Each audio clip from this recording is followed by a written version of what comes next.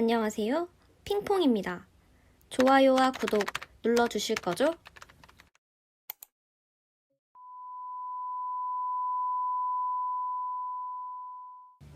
목욕탕에서 옷을 갈아입던 여자가 갑자기 픽 하고 쓰러지면서 순식간에 주변은 아수라장이 됩니다.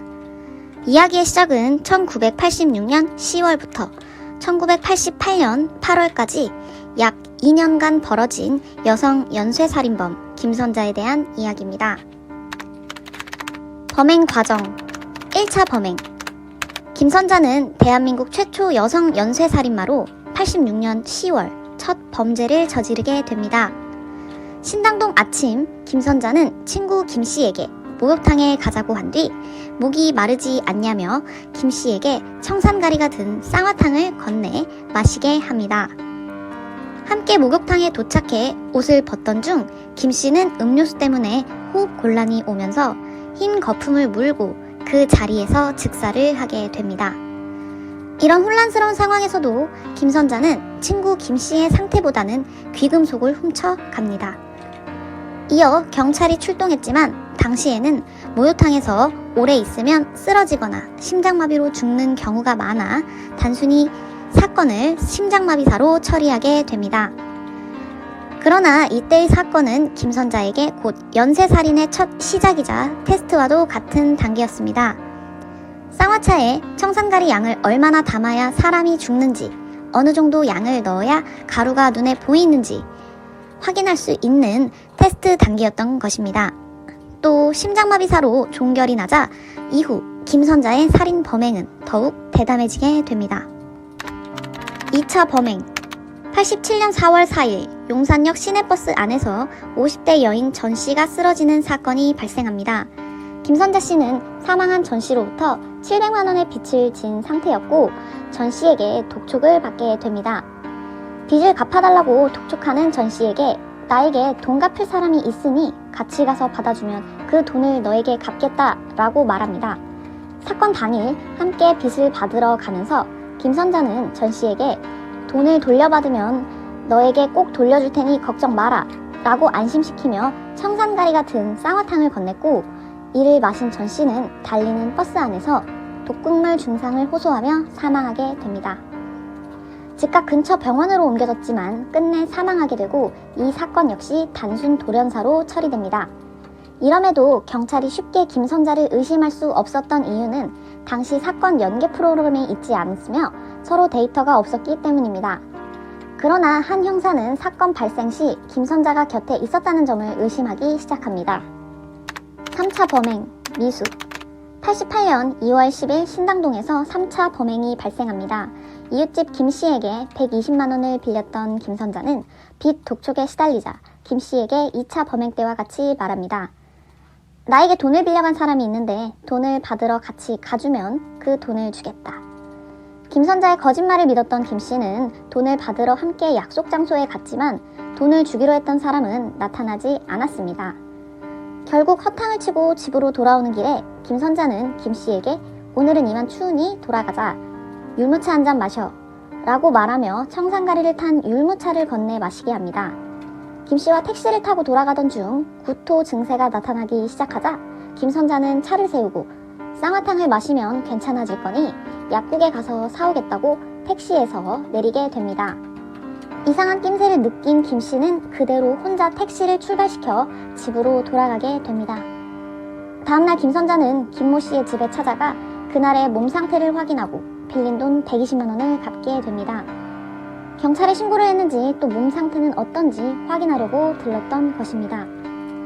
이 사건이 실패하게 된 이유는 바로 율무차의 녹말 성분 때문이었습니다. 청산염은 율무의 녹말과 섞이면 차단이 되는데 기존 범행에서 넣었던 양보다 더 많은 양의 청산가리를 넣어야 했기 때문입니다. 당시 김선자로서는 범행 최초 실패의 기억으로 남게 되고 이후 살인 계획은 점점 더 치밀해지기 시작합니다. 1988년 3월경 친척 회갑잔치에 다녀와 함께 집으로 돌아가던 자신의 아버지인 김종춘이 사망하는 사건이 발생하게 됩니다. 시외버스에 타고 있던 아버지에게 300만 원의 빚이 있었던 김선자는 아버지에게도 청산가리를 탄 쌍화탕을 건넸고 독극물 중독 증세로 사망하게 됩니다. 당시 고령의 나이였던 김선자의 아버지는 지병으로 인한 사망 처리되고 화장을 하게 되는데요. 사건 장소에 늘 김선자가 있었기 때문에 경찰의 의심을 받던 김선자는 용의선상에서 벗어나려고 살인 대상을 가족으로 바꾸게 된 것입니다. 결국 화장을 한 아버지의 시신으로 인해 증거가 인멸되어 아버지 살인사건에서는 무죄로 판결이 납니다. 5차 범행. 1988년 4월 광진구 어린이대공원으로 가는 시내버스를 기다리던 자신의 여동생에게 청산염이 들어간 쌍화탕을 건네주게 되고 사망하게 됩니다. 여동생에게 1,000만 원의 빚이 있었던 김선자는 돈을 갚지 않기 위해 살인을 계획한 것입니다. 당시 목격자 말에 의하면 쓰러진 동생을 보고도 허둥대지 않고 오히려 쓱 미소를 지었고 표정에 아무런 변화가 없었다고 합니다. 오히려 버스에서 내리면서 동생의 가방, 집 열쇠를 들고 동생의 집으로 가 다이아몬드와 현금 700만 원을 훔쳐 도망갔다고 합니다. 6차 범행. 1988년 8월 서울 종로구에서 먼 친척인 조카와 만나게 됩니다. 집을 사야 하는데 계약금이 부족하다며 484만 원을 빌려달라고 요구하게 됩니다. 당시 돈을 갚겠다는 차용증을 작성하면서 청산가리를 탄 쌍화차를 건네주면서 먼 친척은 이를 마시게 됩니다. 결국 손 씨는 집으로 돌아가는 버스 안에서 사망하게 됩니다. 체포 과정. 아버지의 시신만을 화장하였고 그 나머지 시신들은 매장 처리를 하였기 때문에 가족들을 설득하여 부검을 실시합니다. 시신 안에서 청산가리가 발견되었고 경찰은 바로 김선자의 집을 압수수색했습니다. 당시 김선자는 증거가 없으면 가만히 있지 않겠다며 무죄를 주장하였고 난리를 쳤다고 합니다. 여경들이 투입이 되어 김선자의 집을 뒤지기 시작했으나 청산가리는 나오지 않았습니다. 그러다 여경이 김선자의 집 화장실에 앉아 소변을 보는데 나무 기둥 안에 작은 구멍이 뚫려 있어 손을 넣어보니 신문지가 돌돌 말려 있었습니다.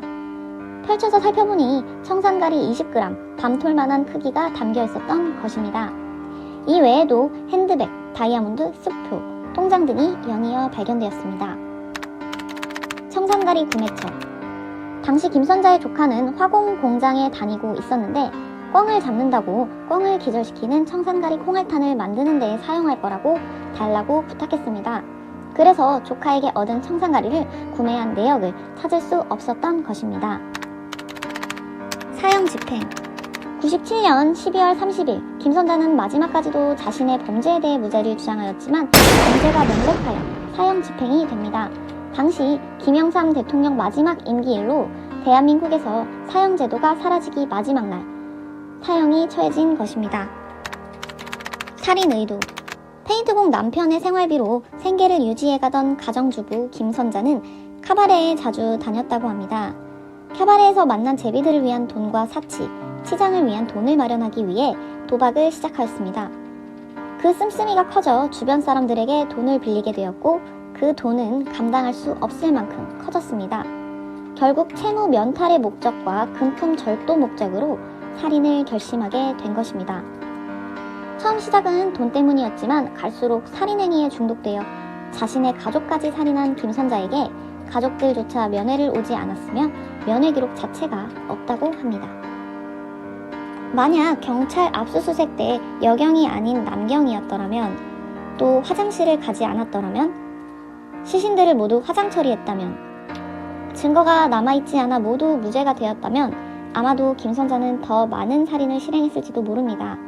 지금까지 대한민국 최초 여성 연쇄살인범 김선자 사건이었습니다.